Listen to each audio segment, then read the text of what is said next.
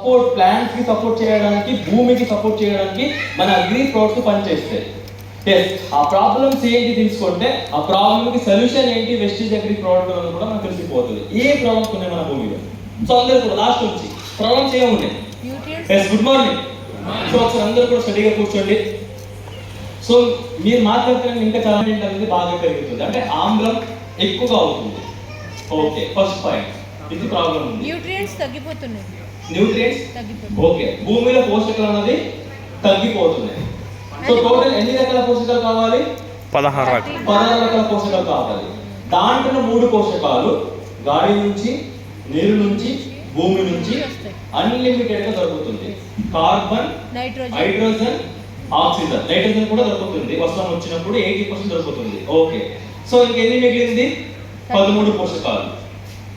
దాంట్లో 2 types note చేసుకోండి. Micro nutrients, micro nutrients.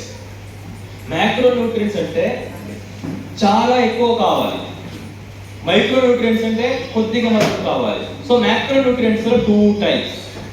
Primary micro nutrients, secondary micro nutrients. So primary micro nutrients అంటే ప్రథమ పోషకాలు. Secondary micro అంటే ద్వితీయ పోషకాలు. ప్రథమ పోషకాలు ఏమొస్తాయంటే NPK, nitrogen, phosphorus, potassium. So ఇది ఈ 3 పోషకాలు నైట్రోజన్, ఫాస్ఫరస్, పొటాషియం 70% కావాలి. 70% ఎవరికి కావాలి? భూమికి కావాలి. భూమి నుంచి మొక్కకు కావాలి. 70% అవసరం ఉంటుంది. నెక్స్ట్ 70% ఏం కావాలి? Nitrogen, phosphorus, potassium. Okay, secondary micro nutrients ద్వితీయ పోషకాలు calcium, magnesium, zinc, sulphur. Calcium, magnesium, sulphur. So ఈ 3 పోషకాలు 25% అవసరం ఉంటుంది. ఎంత? 25% అవసరం ఉంటుంది. సో లాస్ట్ మిగిలింది ఎంత? 5%. ఆ 5% ఏంటంటే మైక్రో న్యూట్రియంట్స్, అంటే సూక్ష్మ పోషకాలు. సూక్ష్మ అంటే చిన్న, కొద్దిగా మాత్రం అవసరం ఉంటుంది. అవి ఏంటంటే boron, zinc, iron, manganese, copper, chlorine. మళ్ళీ చెప్పండి. So micro nutrients boron, zinc, iron, manganese, copper, chlorine.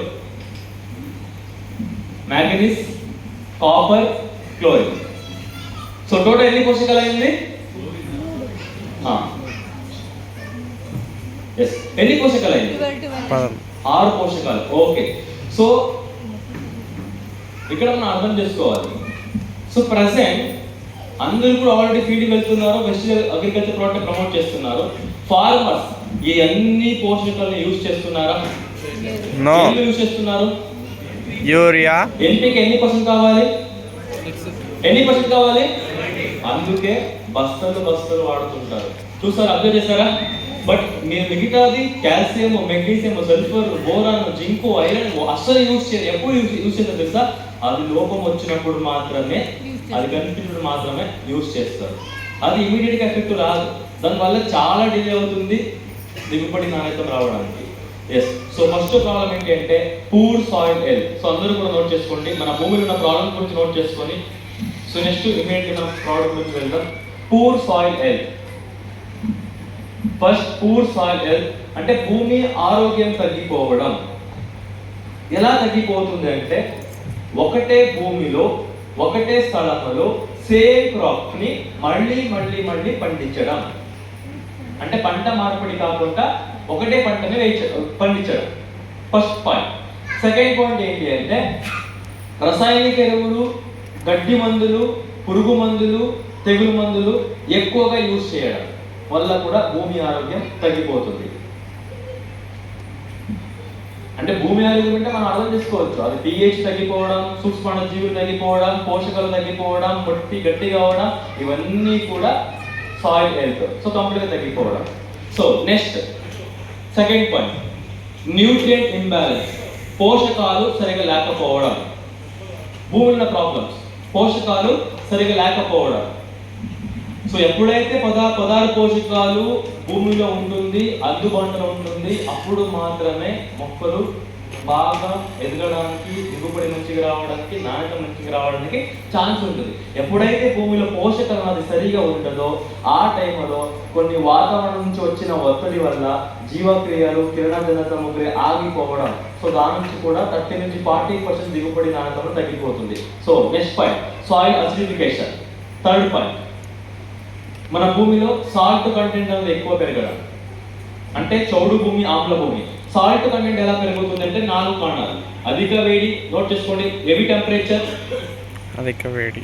భూమిలో ఆమ్లం పెరగడానికి కారణం ఏంటి అంటే ఓవర్ టెంపరేచర్, ఓవర్ రైన్ఫాల్, ఆమ్ల వర్షం, ఓవర్ రైన్ఫాల్. అంటే వాటర్ pH సరిగా లేకపోవడం. సాల్ట్ వాటర్ ని మనం యూజ్ చేయడం వల్ల, ఏం యూజ్ చేయడం వల్ల? సాల్ట్ వాటర్, ఆమ్ల వర్షం కావచ్చు, భూమి నుంచి వాటర్, సాల్ట్ వాటర్ రావచ్చు, యూజ్ చేయడం వల్ల. So next fertilizers. ఎటువంటి ఫర్టిలైజర్ అంటే అమోనియం, పెట్రోలియం పదార్థాలు, urea, ammonium nitrate, ammonium sulphate, complex ఎరువులు, DAP, పొటాష్, ఇటువంటి రసాయనిక ఎరువులు మనం ఓవర్గా యూజ్ చేయడం వల్ల. లాస్ట్ గడ్డి మందులు, పురుగు మందులు, తెగులు మందులు ఎక్కువ యూజ్ చేయడం వల్ల మన భూమిలో సాల్ట్ కంటెంట్ అనేది కూడా బాగా పెరుగుతుంది. So next point, soil contamination. Soil contamination అంటే ఏంటి? పొల్యూషన్. ఇండస్ట్రియల్ వాటర్ యూజ్ చేయడం వల్ల, ప్లాస్టిక్ పదార్థాలు ఎక్కువ యూజ్ చేయడం వల్ల కూడా మన భూమిలో కాలుష్యం అనేది బాగా పెరుగుతుంది. So next water logging. Water logging అంటే సో వర్షాకాలంలో వాటర్ అన్నది, నీళ్ళు అన్నది ఎక్కువ రోజులు ఒకటే ప్లేస్లో ఉన్నప్పుడు ఆటోమేటిక్ అక్కడ ఏమవుతుందంటే సాల్ట్ కంటెంట్ అనేది పెరుగుతుంది. అక్కడ ఉన్న సూక్ష్మజీవులు కూడా చనిపోతాయి. అక్కడ ఉన్న భూమి అంటే మధ్య కణాలు కూడా విడిపోవడం, అక్కడ భూమి కూడా గట్టిగా అయిపోవడం. So next point, poor soil microbes. మన భూమిలో సూక్ష్మజీవులు లేకపోవడం. Next problem. Yes, good morning. Good morning. సూక్ష్మజీవి లేకపోవడం, వానపాములు, ఎర్రలు, బెనిఫిషియల్ మైక్రోబ్స్ అంటే beneficial bacteria, beneficial fungus, so ఇటువంటి సూక్ష్మజీవులు లేకపోవడం మన భూమిలో. So next point, compacted soil. Compacted soil అంటే భూమి గట్టిగా అయిపోవడం, భూమి సాంద్రత తగ్గిపోవడం. అంటే ఎలాగ తగ్గిపోవడం? సో రసాయనిక ఎరువులు వాడడం వల్ల, గడ్డి మందులు వాడడం వల్ల, పురుగు మందులు వాడడం వల్ల. లాస్ట్ డేలో మనం ఏం చేస్తున్నాం? హెవీ వెహికల్స్ ని యూజ్ చేస్తున్నాం. సో వరి పొలంలో మనం అందరూ ఏం చేస్తున్నాం? దాన్ని హార్వెస్ట్ చేయడానికి ట్రాక్టర్స్, ఓకే, హార్వెస్టర్. అది అటువంటి హార్వెస్టర్స్ భూమిలో వచ్చినప్పుడు మీరు అబ్జర్వ్ చేస్తుంటారు, 1 ఫీట్ నుంచి లోపలికి భూమి మీద మట్టి అనేది వెళ్ళిపోతుంది. సైడ్ కంప్రెస్ చేస్తుంది మట్టిని. భూమి ఏమైపోతుంది? అక్కడ లోపలికి వెళ్ళిపోతుంది. సో దాని నుంచి ఏమైపోతుంది? అక్కడ మట్టి కణాలు కూడా కంప్లీట్ గా మూసుకోపోతుంది, కంపాక్ట్ అయిపోతుంది, హెవీ వెహికల్స్ కూడా మనం యూజ్ చేయడం వల్ల. సో నెక్స్ట్ సాయిల్ ఎరోషన్ అంటే సారమైన భూమి కూడా కొట్టుకు వెళ్ళిపోవడం. సో ఇప్పుడు భూమిలో సేంద్రియ కర్బన పదార్థము, పోషకాలన్నీ కూడా భూమి పైన భాగం మాత్రం ఉంటుంది. బట్ వర్షాకాలంలో ఏమవుతుంది? వరి పొలం తప్ప మిగతా పొలంలో ఏమవుతుంది? ఆ వాటర్ వేరే ప్లేస్ వెళ్ళినప్పుడు ఆ సారమైన భూమి కూడా ఏమవుతుంది? వెళ్ళిపోతుంది బయటకి. సో కొట్టుకు వెళ్ళిపోతుంది. సో దాని నుంచి కూడా. So next decline of soil fertility అంటే ఓవరాల్ గా మన భూసారం తగ్గిపోవడం, సాయిల్ కెమిస్ట్రీ మారిపోవడం, అలాగే సాయిల్ ఆర్గానిక్ మ్యాటర్ అంటే భూమిలో సేంద్రియ కర్బన పదార్థం కూడా తగ్గిపోవడం. సో సేంద్రియ కర్బన పదార్థం అంటే ఏంటి, అది ఎందుకు అవసరం, దాని గురించి మనం డిస్కస్ చేద్దాం. సో ఇక్కడ డిఫరెంట్ మీరు చూస్తున్నారు. సో సాయిల్ కార్బన్ మినిమం 0.5% ఉంది, సాయిల్ కార్బన్ బిలో 3% ఉంది. సో డిఫరెంట్ ఏం కనిపిస్తుంది దీంట్లో? రెండు దాంట్లో డిఫరెంట్ ఏం కనిపిస్తుంది? Good morning. కలర్ ఒకటి కూడా పాయింట్ నోట్ చేసుకోండి. సో మన భూమిలో సేంద్రియ కర్బన పదార్థం ఎందుకు ఉండాలి, సేంద్రియ కర్బన పదార్థం అంటే ఏంటి, సో దీని గురించి మనం డిస్కస్ చేద్దాం. సో ఇప్పుడు ఎగ్జాంపుల్, మనందరం కూడా బతకాలి, జీవించాలంటే గాలిలో ఏం ఉండాలి? ఆక్సిజన్. ఏం కావాలి? ఆక్సిజన్. ఏం కావాలి? ఆక్సిజన్. ఎస్. అదే విధంగా మొక్కల వేర్లు బతకాలి అంటే మన భూమిలో సేంద్రియ కర్బన పదార్థం ఉండాలి. మన భూమి గుల్లగుల్లగా ఉండాలి అంటే, సాఫ్ట్గా ఉండాలి అంటే సేంద్రియ కర్బన పదార్థం ఉండాలి. మన భూమిలో వాటర్ హోల్డింగ్ కెపాసిటీ, నీళ్లు పట్టుకున్న గుణం ఉండాలి. అది పెరగాలన్నా కూడా సేంద్రియ కర్బన పదార్థం ఉండాలి. మన భూమిలో సూక్ష్మ జీవులు బతకాలి, జీవించాలి, అభివృద్ధి అవ్వాలన్నా కూడా సేంద్రియ కర్బన పదార్థం ఉండాలి. మన భూమిలో pH అంటే మొక్కల వేరుల దగ్గర pH అనేది కరెక్ట్ గా ఉండాలి అంటే సేంద్రియ కర్బన పదార్థం ఉండాలి. అన్ని పోషకాలు, సో 13 పోషకాలు కూడా అందుబాటులో ఉండాలి అన్న కూడా సేంద్రియ కర్బన పదార్థం ఉండాలి. మనం ఏదైతే రసాయనిక ఎరువులు యూజ్ చేస్తున్నామో ఆ రసాయనిక ఎరువులు కూడా భూమిలో వేస్ట్ కాకుండా పూర్తిగా మొక్కల వేరులు గ్రహించుకోవాలి, తీసుకోవాలి అంటే pH కరెక్ట్ గా ఉండాలి. ఆ pH సరిగా ఉండాలి అంటే భూమిలో సేంద్రియ కర్బన పదార్థం అనేది మినిమం 0.5% ఉన్నప్పుడు మాత్రమే మన భూమిలో సారం ఉంటుంది, పోషకాలు ఉంటుంది, సూక్ష్మ జీవులు ఉంటుంది, మట్టి బాగా గుల్లగుల్లగా ఉంటుంది, మట్టిలో రంధ్రాలు బాగా చాలా ఎక్కువగా ఉంటుంది, ఆ భూమిలో వేరు వ్యవస్థ మంచిగా జరుగుతుంది. సో అలాగే వాతావరణ పరిస్థితులు కొద్దిగా అటు ఇటు అయినప్పుడు కూడా ఆ ఒత్తిడిని తట్టుకోవడానికి కెపాసిటీ మొక్కలకి ఉంటుంది. మన భూమిలో సేంద్రియ కర్బన పదార్థం ఉన్నప్పుడు మాత్రమే. మన భూమిలో సేంద్రియ కర్బన పదార్థం అనేది లేనప్పుడు మనం ఎన్ని బస్తాలు రసాయనిక ఎరువులు వాడినా కూడా 30 నుంచి 40% ఆ రసాయనిక ఎరువులు భూమిలో మిగిలిపోవడం, వేస్ట్ అయిపోవడం. వేరు వ్యవస్థ సరిగా జరగదు, పిలుకలు ఎక్కువగా రాదు, గ్రోతింగ్ సరిగా రాదు, ఫ్లవరింగ్ సరిగా రాదు, ఫ్రూట్ డెవలప్మెంట్ కూడా సరిగా జరగదు మన భూమిలో సేంద్రియ కర్బన పదార్థం లేనది. సో సేంద్రియ కర్బన పదార్థం అనేది ఎలా తయారవుతుంది?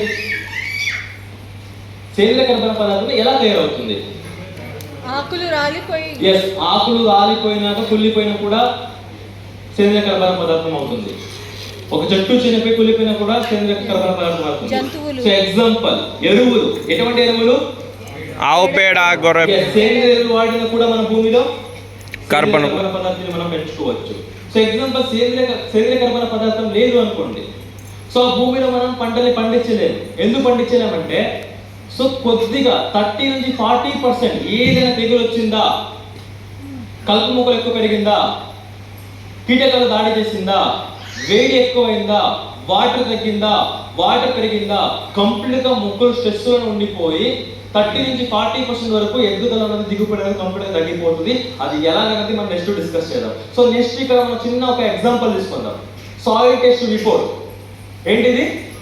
Soil test report. So example, so మన కంటిన్యూస్ గా మన హెల్త్ కొద్దిగా అటు ఇటు ఉన్నప్పుడు మనం ఫైనల్ గా ఏం చేస్తాం? బ్లడ్ టెస్ట్ చేపిస్తాం. ఆ బ్లడ్ టెస్ట్ చేపించినాక ఒక రిపోర్ట్ వస్తుంది. రిపోర్ట్ లో ఫస్ట్ 3 పాయింట్స్ ఉంటుంది. ఏముంటుంది? హిమోగ్లోబిన్ ఎంత ఉంది, ఎంత ఉండాలి. First example. Second white blood cells, దాని కింద రెడ్ బ్లడ్ సెల్స్ ఉంటుంది. ఈ 3 చాలా ఇంపార్టెంట్. ఎస్. సో ఇక్కడ కూడా అంటే మన భూమిలో కూడా స్టార్టింగ్ ఈ 3 అన్నది చాలా ఇంపార్టెంట్. అంటే మన భూమిలో ఆమ్లం గుణం ఎంత ఉంది, చౌడు అంటే ఆల్కలి, అసిడిక్ అండ్ ఆల్కలి గుణం ఎంత ఉంది, మన భూమిలో సేంద్రియ కర్బన పదార్థం ఎంత ఉంది, ఎంత ఉండాలి, అది మనకి కంప్లీట్ గా తెలిసిపోతుంది. సో ఇక్కడ అందరు కూడా అర్థం చేసుకోండి, అర్థం కాకపోతే ఇక్కడ అడగండి. ఇది చాలా ఇంపార్టెంట్. సో ఎగ్జాంపుల్, pH ఎంత ఉండాలి? pH ఎంత ఉండాలి? 6.5 6 to 8. అట్లీస్ట్ మాక్సిమం ఎంత ఉండాలంటే 6 to 7 లో ఉండాలి. ఎంత ఉండాలి అంటే 6 to 7 ఉండాలి. 5.5 కూడా ఓకే, 7.5 కూడా okay.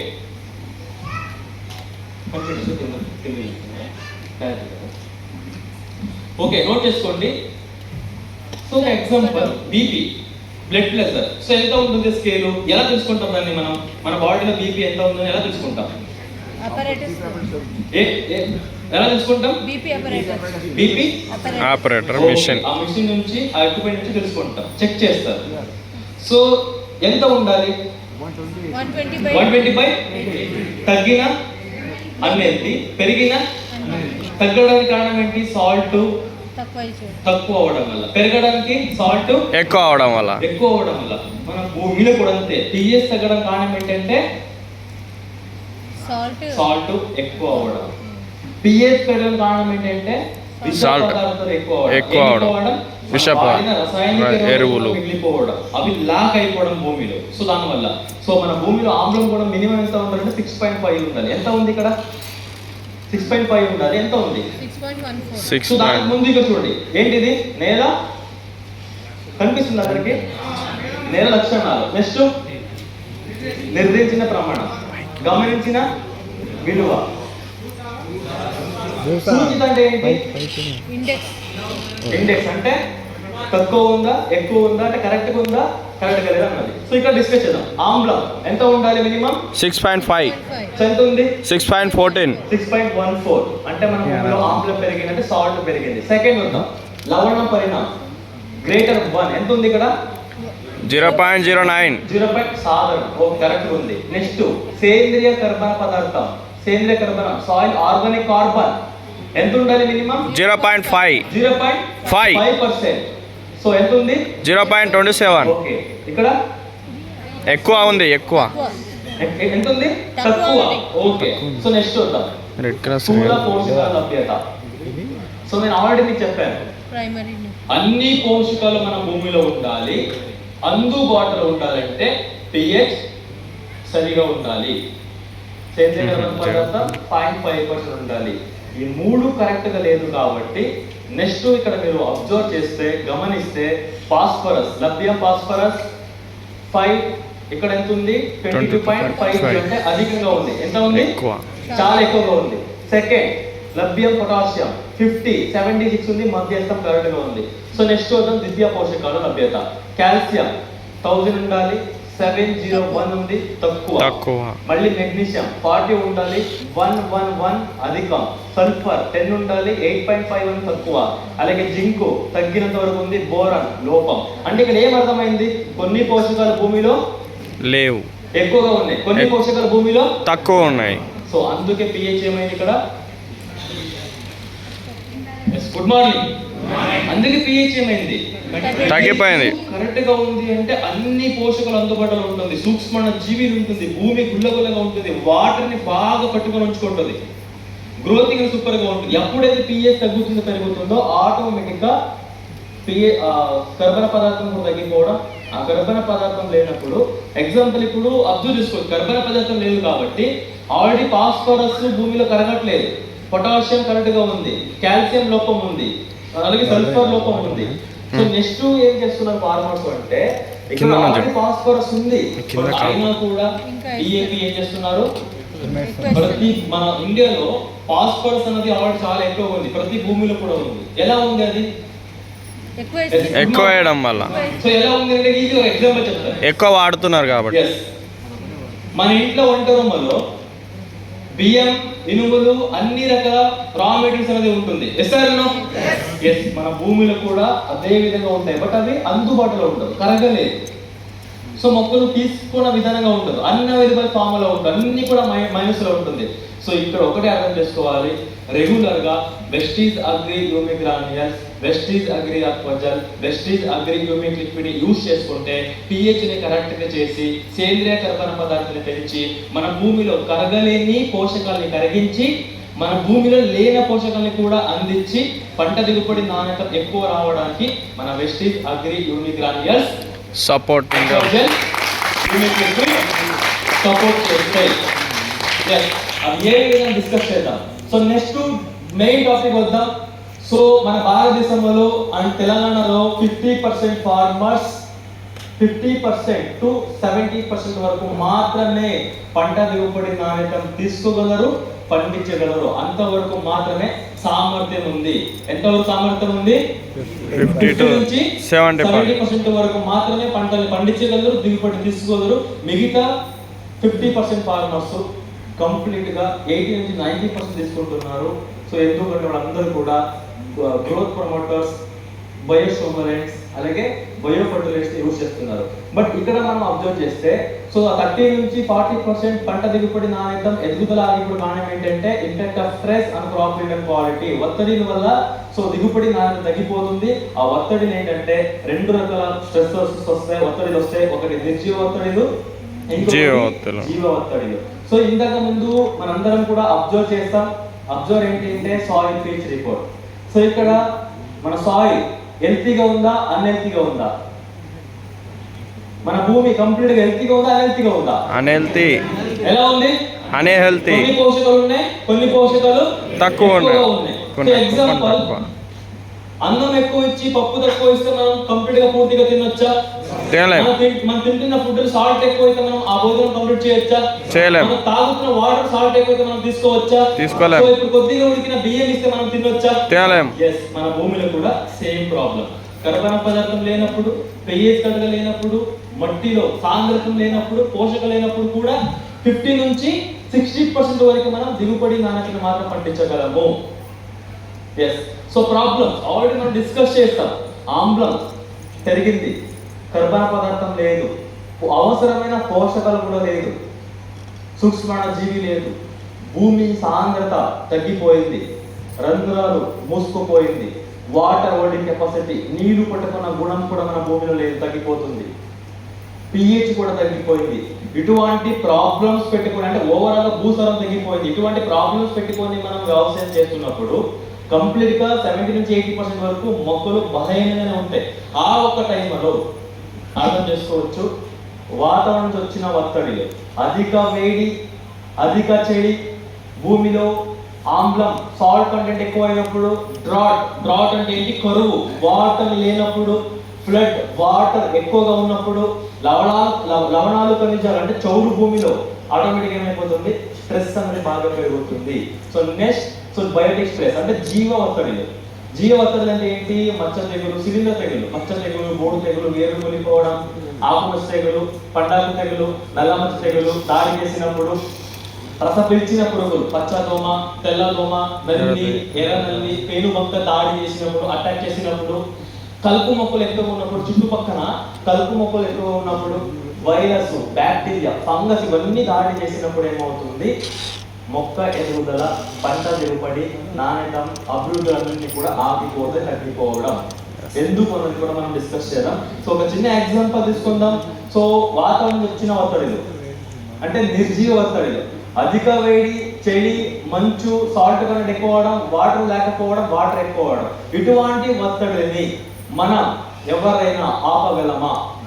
No. ఆపగలమా? No.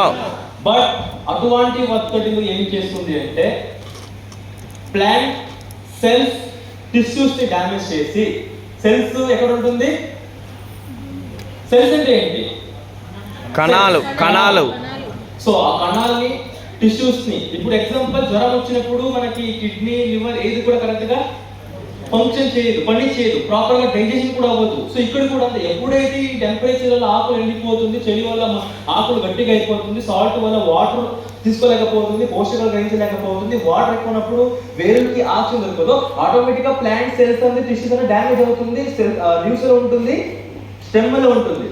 But next immediate ఏమవుతుందంటే అక్కడ ఏదైతే కొత్త రంధ్రం ఉంటుందో అవన్నీ కూడా క్లోజ్ అయిపోవడం, మూసుకుపోవడం. సో మన బాడీలో ఇప్పుడు బ్లడ్ సర్క్యులేషన్ హార్ట్ నుంచి ఎలాగ బ్లడ్ సర్క్యులేషన్ అవుతుంటుందో అలాగే మొక్కల వేరు చిగురు వరకు వాటర్ వెళ్తుంటది, ఆకులకి పోషకాలు కూడా వెళ్తుంటది, ఆ తర్వాత క్లోరోఫిల్ కంటెంట్ గా మారి మొక్కల మీద భాగం వెళ్తుంటది, వస్తుంటుంది, దానివల్ల కూడా మనకి కొత్త చిగురు, ఆకులు, మొగ్గలు, పూలు వస్తుంటది. సో అలాగే టమోటా, కొత్త రంధ్రాలు. సో ఒక చిన్న ఎగ్జాంపుల్ చూద్దాం, ఒక వీడియో చూద్దాం. సో ఆ వీడియో ద్వారా మనకు అందరూ కూడా అర్థమవుతుంది. అంటే హెల్తీగా ఉన్నప్పుడు, సో ఎగ్జాంపుల్ హెల్తీగా ఉన్నప్పుడు జీవక్రియలు, కిరణజన సమక్రియ, గ్రోతింగ్ ఎలా ఉంటుంది, అన్హెల్తీగా ఉన్నప్పుడు సో జీవక్రియలు, కిరణజన సమక్రియ, గ్రోతింగ్ పైన ఎలా ఎఫెక్ట్ అవుతుంది, పంట దిగుబడి కూడా ఎలా ఎఫెక్ట్ అవుతుంది అనేది మనం చూద్దాం. అంటే వేడి, చలి, మంచు, కీటకాలు, తెగులు దాడి చేసినప్పుడు ఏ విధంగా ప్లాంట్ ఎఫెక్ట్ అవుతుంది మనం డిస్కస్ చేద్దాం.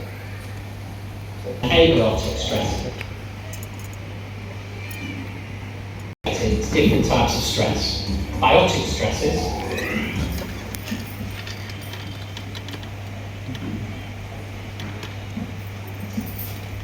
The plant is subjected to different types of stress. Biotic stresses and abiotic stresses. These stresses can impact on yield potential by up to 90%. Abiotic stresses account for most of these losses.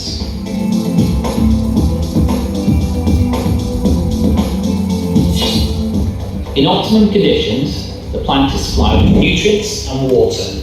These elements are transported by the raw sap to the leaves, the so ఇది cytoplasm. హెల్తీగా ఉన్నప్పుడు, మనకి direct condition ఉన్నప్పుడు, ఎటువంటి తెగులు, పురుగు లేనప్పుడు, so ఇక్కడ జీవక్రియలు, కిరణజన్యులు బాగా జరుగుతాయి. ఇక్కడ వాటర్ వెళ్తుంది, పోషకాలు కూడా వెళ్తుంది, ఆక్సిజన్ ఇంటేక్ అవ్వడం, తర్వాత లైట్ అయిన ద్వారా ఆక్సిజన్ రిలీజ్ అవ్వడం వల్ల ఇక్కడ ఏమవుతుంది, క్లోరోఫిల్ కంటెంట్ అనేది కంప్లీట్ గా వెళ్తుంది వస్తుంది కాబట్టి మనకు కొత్త చిగులు ఆకులు మొగ్గులు బాగా వస్తుంది. సో నెక్స్ట్ ఇక్కడ సెల్స్ ఎలా డ్యామేజ్ అవుతుంది మనం అబ్జర్వ్ చేద్దాం. The plant has an upright habit. అంటే హ్యాబిట్ ఉంటుంది, అప్వై కిందికి వెళ్ళడం పైకి రావడం, కిందికి వెళ్ళడం పైకి రావడం, క్లోరోఫిల్ కంటెంట్ అప్పుడే మనకి నెక్స్ట్ చిగులు బ్రాంచెస్ సో మొగ్గులు పూలు వస్తుంటాయి. Water, minerals and gases is slow next observe చేయండి. At the cellular level, the back wall empties water it contains to create balance. So cells close అయిపోవడం, మూసుకుపోవడం. Osmosis. The plant wilts. So మూసుకుపోవడం ఏమైంది, water పోషకం అనేది leaves కి రావట్లేదు కాబట్టి అక్కడ జీవక్రియలు కిరణజన్య సంస్థ జరగడం తగ్గిపోయింది. ఆ క్లోరోఫిల్ కంటెంట్ ఉత్పత్తి తగ్గిపోవడం వల్ల నెక్స్ట్ కొత్త చిగులు మొగ్గులు పూలు రావడం కూడా స్లో అయిపోయింది. సో ఇక్కడ అబ్జర్వ్ చేయండి. The mechanical pressure on the cell walls causes microcracks. Climatic changes amplify this phenomenon.